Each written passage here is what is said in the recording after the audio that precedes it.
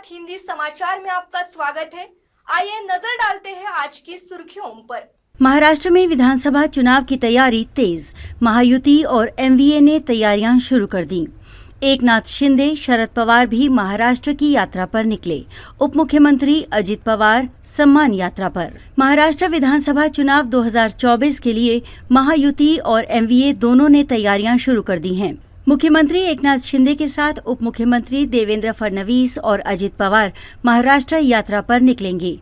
वहीं शरद पवार और राज ठाकरे महाराष्ट्र के गांव-गांव जाकर अपनी पार्टी मजबूत करने के लिए मेहनत कर रहे हैं। वहीं 20 अगस्त को एकनाथ शिंदे की सरकार कोल्हापुर से माता अंबा देवी के दर्शन कर अपने प्रचार की शुरुआत करेंगे। ये रैली मुंबई, पश्चिम महाराष्ट्र, उत्तर महाराष्ट्र, ठाणे, कोंकण, विदर्भ, मराठवाड़ा होकर जाएगी।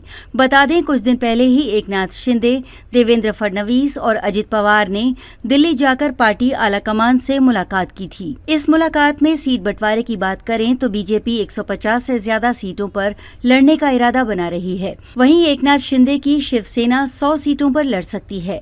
इसके अलावा अजित पवार 70 से ज्यादा सीटों पर लड़ने की तैयारी कर रही है।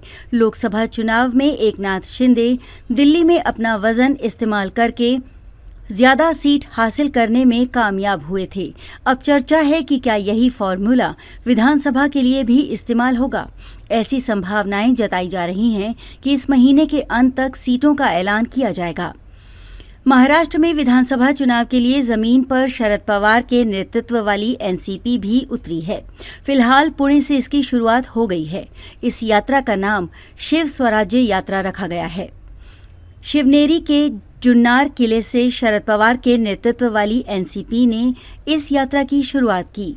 शिव स्वराज्य यात्रा पहले चरण में पुणे, सोलापुर और मराठवाड़ा को कवर करेगी।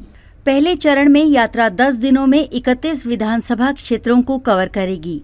यात्रा के जरिए शरद पवार गुट ने बेरोजगारी, महंगाई और भ्रष्टाचार जैसे मुद्दों को उठाने का ऐलान किया है।